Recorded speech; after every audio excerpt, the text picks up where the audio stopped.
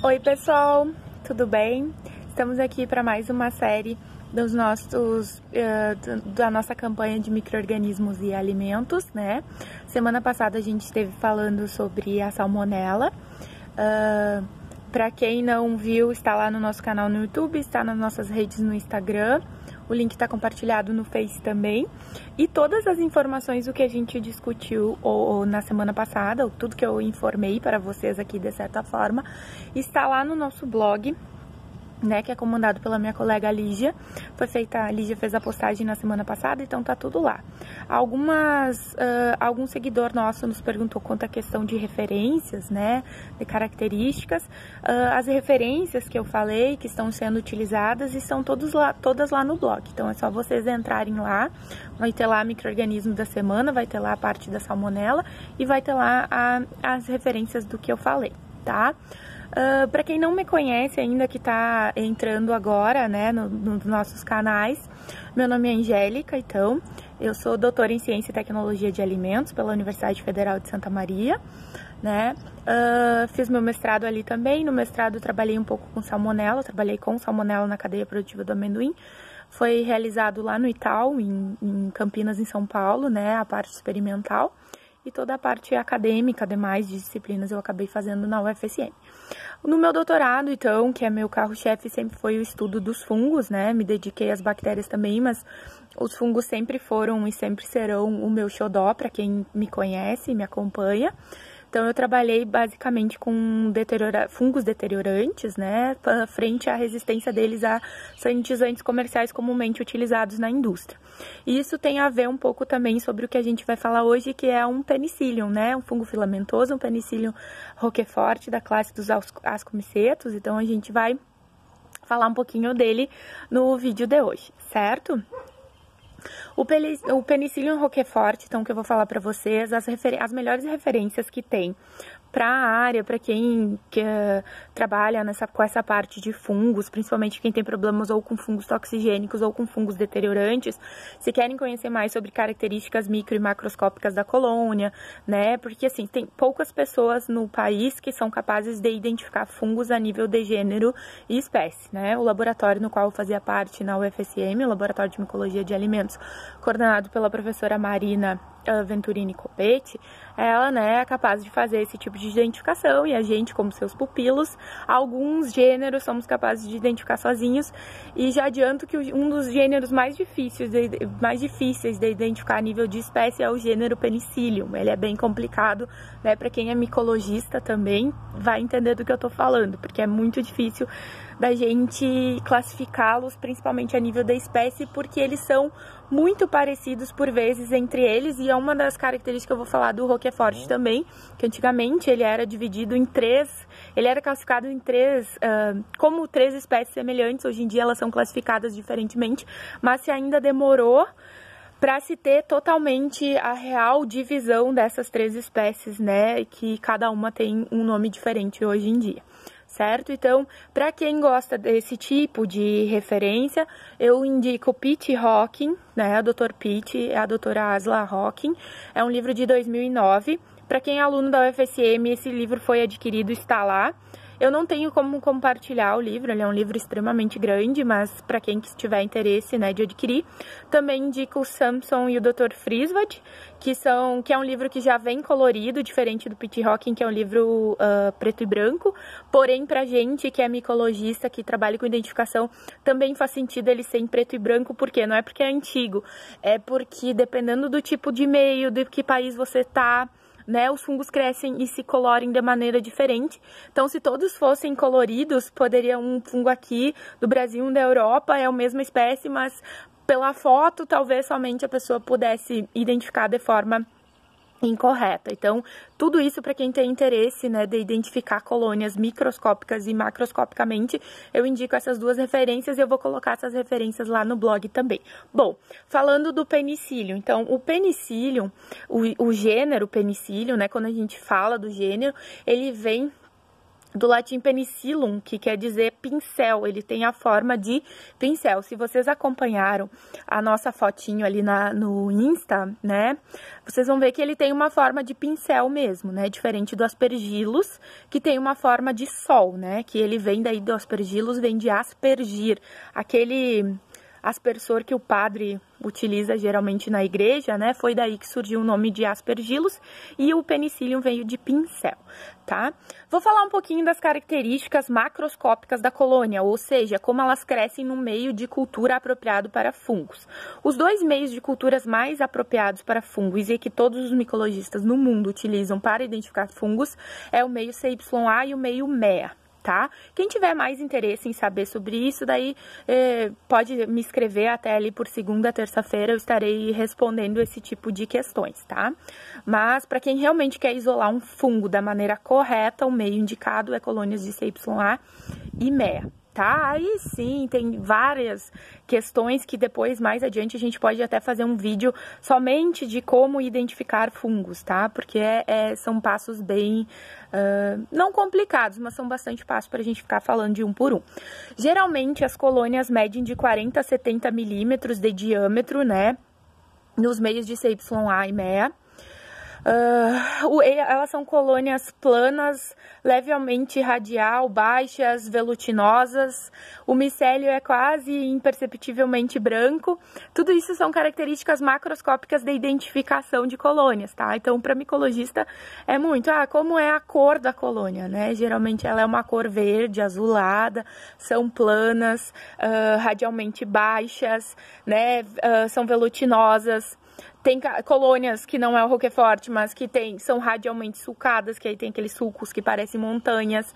Tem colônias que produzem exudatos, daí os exudatos podem ser hialinos, podem ser coloridos. Então, tudo isso são como identificar fungos de maneira macroscópica, tá? Geralmente a gente diz que o Penicillium roquefort ele é turquesa acinzentado. Tudo isso está lá no livro do Dr. Pitt e da doutora Hocking, para quem tiver interesse em saber bem direitinho sobre cada colônia. Tá? O reverso da placa é muito importante também para identificação, geralmente ele é pálido, marrom ou verde para azul escuro, quase preto. Eu sempre digo que os homens, eles têm muita dificuldade, às vezes, de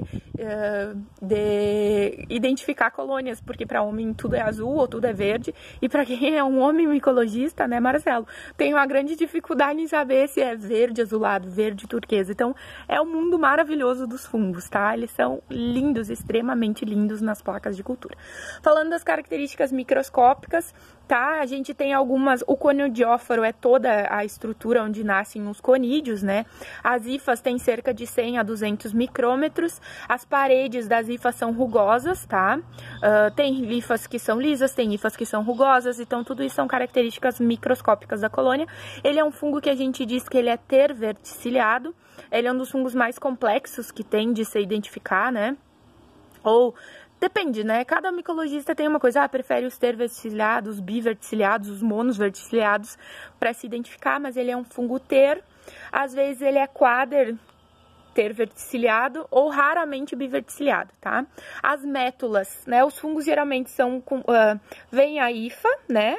Aí você vê onde começa o pincel, são as métulas, as fiálides, e da onde saem as fiálides são os que a gente chama de conídeos ou esporos, tá?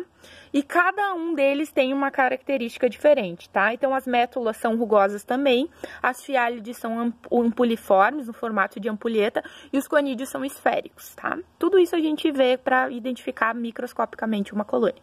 Já falei que quem tiver mais interesse, né, pode estar me chamando para essas questões assim. Antigamente, na história dos penicilliums, então, do Penicillium roquefort, o penicillium da variação roquefort era dividida em duas variações, de variação de roquefort e variação de carnium, tá? Então, o Penicillium roquefort, ele é muito semelhante com o Penicillium carnium e também com o Penicillium panium. Então, tem muita diferença, tem... diferenças mínimas, né? Então não é qualquer micologista também que tem o total conhecimento para identificar eles em placa. Às vezes a gente precisa identificar, né, metabolicamente para realmente ter certeza, ou molecularmente para ter certeza de quem é quem, tá? Então, o Dr. Frisvard e o Filtenborg, em 89, classificaram eles em espécies de roquefort e variação roquefort Penicillium carnium. Em 1996, Boysen e colaboradores aí já fizeram a divisão, que é a divisão atual de hoje em dia, que é em 3 espécies distintas. Temos o Penicillium roquefort, o Penicillium carneo e o Penicillium pâneo. Geralmente, o Penicillium carneo, ele produz um aroma muito forte, diferente do aroma de Penicillium roquefort. Então, às vezes, né, os fungos também a gente dá uma leve cheiradinha, digamos, porque a diferença no aroma está para a identificação deles também. Quanto à importância de alimentos, pessoal, as micotoxinas. O Penicillium roquefort isolado de queijo, ele produz toxina PR, porém é num nível muito baixo, onde a toxina acaba se degradando no queijo, tá? Então não se apavorem, oh meu Deus, não vou mais comer roquefort porque é um fungo toxigênico. Não, ele pode ser, mas ele produz níveis muito baixos, e também todos para a produção de queijo são feitos com cepas controladas em laboratório, né? São cepas comerciais, então são cepas que não são da house flora do produto que a gente chama. Então não tem problema, continuam comendo roquefort, gorgonzola, são um dos melhores queijos azuis aí que existem, adoro também, então não precisam ter preocupação com isso. Algumas espécies de Penicillium roquefort, de maneira geral, eles produzem roquefortina C e ácido micofenólico, tá? Essas toxinas, geralmente, quando a gente fala de fungo toxigênico, todo mundo lembra de aspergillus, mas eu quero dizer para vocês que os penicilliums produzem micotoxinas também e são muito importantes, e produzem também níveis de antibiótico, por exemplo, quem tem problemas com sucos, patulina, produzem a penicilina, então tem muitos metabólicos secundários que também são produzidos por penicillium. Então a gente também tem que ficar, né? E às vezes a gente pensa só em aflatoxina, DON, ZEA, mas não, ácido micofenólico, ácido ciclopiazônico, roquefortina C, são todas micotoxinas também. Porém, essas micotoxinas, roquefortina C e o ácido micofenólico, elas têm uma toxicidade muito baixa, extremamente baixa, então às vezes não acaba sendo relevante, mas a gente não pode dizer que ele não é um fungo que produz micotoxinas, tá? Como eu já falei, a questão dos queijos, todas as cepas são controladas, né? Então não tem esse problema, mas precisa ser realmente controlado para que não, né, a gente não leve nenhum risco à saúde do consumidor que vai estar consumindo. A questão principal na indústria do Penicillium roquefort, além da produção de queijos, é a deterioração de produtos. Principalmente quando a gente fala de queijos e de produtos de panificação. Tá? Por exemplo, de produtos de panificação, o Penicillium roquefort geralmente ele não é tão isolado de cereais, mas ele é isolado como um deteriorante também, o de pães é muito comum. E às vezes ele é confundido com o Penicillium panium, porque o Penicillium panium, como eu já falei antes, eles são bem semelhantes, e o Penicillium panium também é envolvido na deterioração de pães. Na semana que vem, no dia 16, no sábado, eu vou estar conversando com o meu colega Marcelo, tá? Que o Marcelo também é um excelente micologista, e vai estar conversando sobre essa questão do consumo de produtos deteriorados por fungos ou produtos mofados. Então, tudo que vocês ficarem com dúvidas aqui, assistam a live do Unilive na próxima semana, que a gente vai estar falando sobre isso também, é um assunto muito interessante. Outro ponto que eu vou levantar aqui para terminar é essa questão dos deteriorantes de queijos e os deteriorantes de pães, tá? O Penicillium roquefort, ele é o predominante deteriorante de pães. O Marcelo vai contar um pouco disso também quando a gente conversar, porque foi toda a tese do Marcelo é relacionada à deterioração de pães. Eu posso estar anexando aqui com certeza como uma referência para vocês lerem também, entenderem um pouco mais dessa parte. E também, o que eu gostaria de salientar é que na minha tese de doutorado eu estudei cada indústria em separado. Estudei os deteriorantes da indústria de pães e os deteriorantes da indústria de produtos lácteos, tá? Então eu isolei, a partir de produtos deteriorados, isolei roquefort de pão e isolei roquefort de queijos. Quero dizer para vocês que as cepas, embora sejam o mesmo nome, a mesma espécie, elas se comportam totalmente diferente dependendo do substrato onde que ela está envolvida e no produto onde que ela está. Então, eu já quero dizer para vocês que tem uma diferença de resistência de saneantes do Penicillium roquefort de pães para o roquefort de queijos. O Penicillium roquefort de queijo se mostrou um pouquinho mais resistente, principalmente quando a gente fala de bigonida e cloreto de benzalcônico, em relação aos fungos isolados de pães deteriorados, tá? Geralmente, eles não são fungos extremamente resistentes a sanitizantes, porém, o uso de doses subletais desses produtos acabam fazendo com que a gente crie, digamos, uma certa resistência sobre a espécie e ela acaba não sendo tão facilmente retirada, digamos, do ar ambiente. O grande problema de Penicillium roquefort está no ar ambiente, tá? A gente está lá com um curso no site da Academia Certifi também para atender a FSC 22 da versão 5 que traz uma parte de ar, né, de análise de ar ambiente. Então esse fungo é extremamente importante para esse tipo de indústria, principalmente que a gente falou, quanto às questões do ar ambiente, certo? Então, quem tiver mais interesse também pode nos procurar para fazer esse curso e aí assim a gente conta toda a história de como faz a análise do ar, como faz o isolamento da espécie, como a gente fez, né? Isso eu fiz muito no meu trabalho, o Marcelo fez no dele.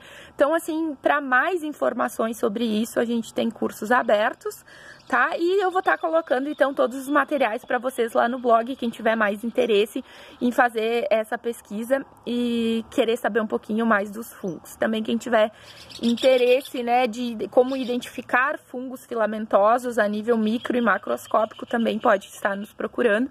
Quem sabe, se for interesse de alguém, a gente faz um curso, monta um curso legal, porque é muito interessante mesmo e realmente eles são lindões